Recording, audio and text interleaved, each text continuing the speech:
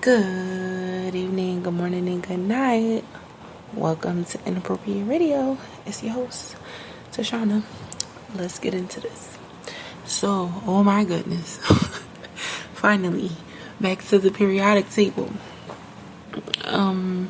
Today we're going to be discussing potassium. I started asking the creator which of the elements off the table that we're familiar with are most important. And then I've been hearing potassium all day. Go into the store, first thing I see is what? You guessed it, some bananas. All right. So now this is probably one of the more interesting elements of the periodic table for a few reasons. First of all, the symbol for the element is a K. Awkward, right? But that's because it comes from medieval Latin for pot ash, right? So, or plant ash, like ashes from plants. So that's one of the first things that I thought was crazy. It's the seventh most abundant element found in the Earth's crust, and although it is highly essential for humans and plants, not so much animals. And what's even crazier is that potassium is like found richly in the soil. Now, what's the most interesting thing I found as far as the earth is that, like this plane, like where we can see and touch, right? 1 second.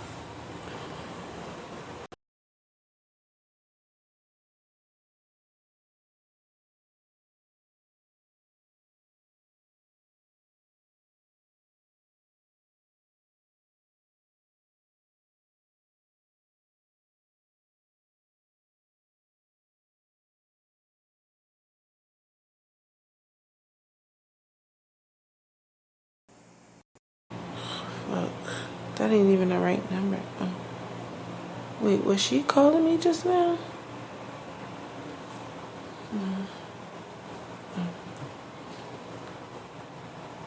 Sorry, I was recording. I don't even know what just happened. But I'm sorry, I got a phone call. Excuse me. But yeah, so this potassium is found in a lot of the other elements, like in traces, right? But as far as the actual earth is concerned, not really that abundant, and that's because it's reactive, right? Meaning that when combined with another element, it changes in its form or loses an electron, right? Now, this is where it got crazy. I was looking to see how we can relate this to the spiritual world, and then I came across this thing basically saying that potassium isotopes are found in the outer solar system, right? Produced by supernovae. Now, supernovae is a stellar or a star explosion, and it's said to be the largest explosion in the galaxy, and that we usually can see those explosions from other galaxies, because the ones in our own galaxy don't allow us to see it because so much dust and light is spread across the galaxy when the star explodes. Now, I wanted to go into what the isotope was, because that's gonna keep coming up, right? So isotope is two or more, each of two or more forms of the same element that contain equal numbers of protons but different number of neutrons in their nuclei, and hence differ and relative atomic mass.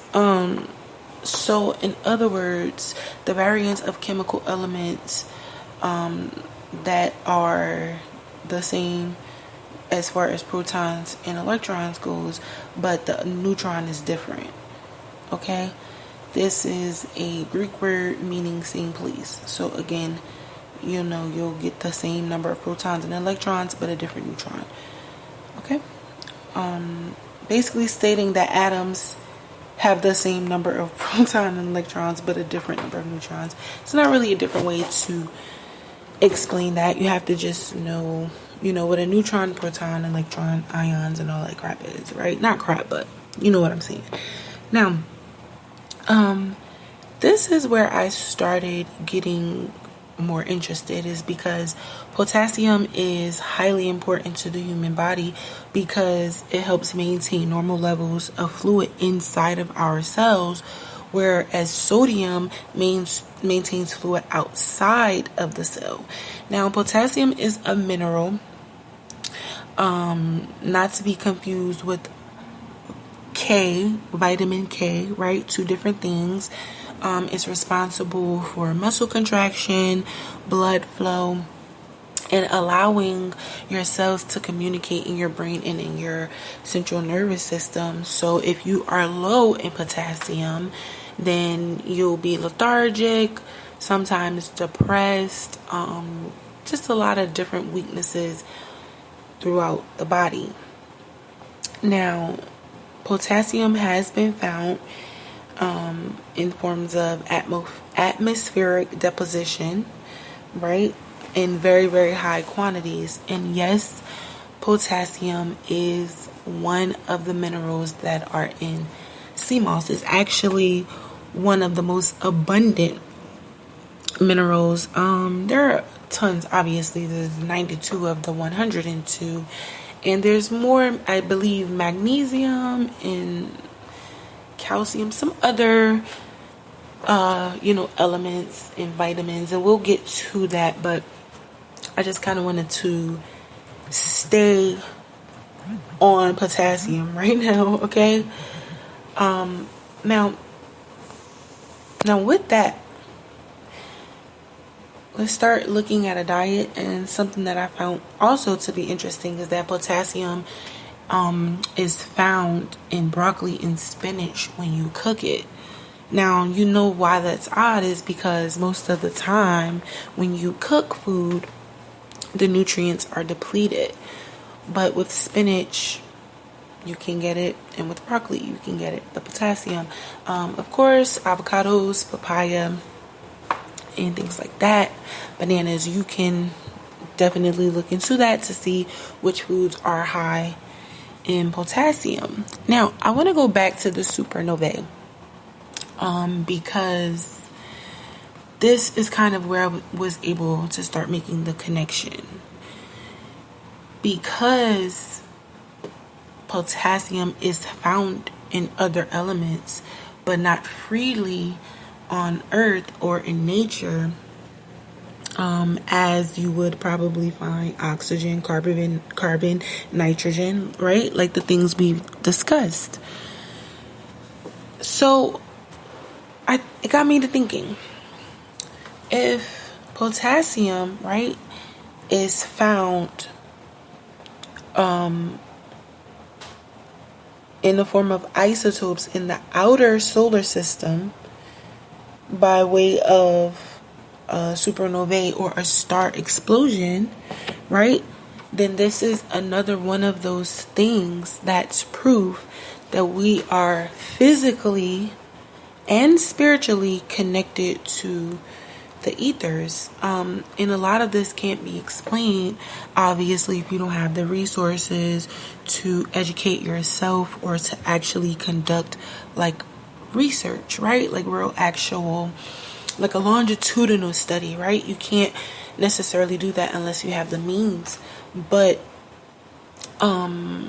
us needing it for ourselves to communicate, for ourselves to have the proper amount of fluid, and for our muscles to be able to contract and to allow our blood to flow, And it's not like freely here on this particular realm as are the other elements that are essential to living. That is the number one sign, that we are definitely connected to the ethers. Now, if you can find, this potassium in other galaxies, and don't ask me how they get this stardust, right? Because essentially that's what they would be testing. They're not testing the actual star. And the supernova is just the star exploding because it lived its life, right? How are we getting those elements inside of our bodies if it's not found freely in Earth, and it's found as pretty much a byproduct of a star explosion, and it's in other elements in the form of trace? And I just want to ask, okay, so I envision this star exploding, and then the light from the star exploding pushing this particular element. Right now we're talking about potassium, right? Pushing it into other galaxies, therefore going into planets, right? And then this thing affecting us via our planets. I know it sounds crazy, but just think about that for a second. Because if we don't have it here in nature abundantly like we do majority of the other elements, right? And of course we can find it in food, but again, majority of the food that is high in potassium is coming from the earth. It's the most seventh abundant element in the earth's crust, and it is a byproduct of a star explosion. Like, what other way would you explain it being so important to the body? Because if your cells can't communicate, if your blood can't flow, and if your muscles don't contract, then you are dead, pretty much. I mean, I'm just saying, if your cells can't communicate and your muscles are not contracting and your blood is not flowing and you have no fluid in your cells for them to flow freely, I'm sorry, you're unalive. I don't know if that was the proper word, but I'm just saying, let's call a spade a spade. So I think this is why it's important, and just, for the sake of education, it is an alkali metal. Right? Because it's highly reactive. So that's something we're going to start paying attention to, because as we start phasing out of the actual elements, like I said, we're going to be on this table for a while. It's probably going to become a major part of the podcast, like warfare. It's a really, really complex, diverse conversation that can go on and on forever, because it's such a vast amount of information, and it's important because it's vital to our lives. So far, all of the elements that we've discussed are vital to life, not just human life, plant life, animals, and the earth itself. I mean, if it's the seventh most abundant element in the earth's crust, it's highly important, right? If it's not so free in nature, but it's so reactive, right? If we need it to have this functioning in ourselves, then it's important. So of course you guys don't have to wait for me to study. This is just, how the creator has me flowing through this. All right. But yeah, we need to start focusing on this table. It's really important. We want to get the groups and the periods they belong to, and we're gonna make it work. And y'all are gonna see very soon why this is important. But I'm gonna end it here. I do love y'all. I hope y'all enjoyed y'all extended weekend. Hope y'all drinking y'all water, eating y'all fruit and y'all vegetables, and sipping on your own tea because it's free. And yes, these kids done went back to school officially. Okay. Love y'all.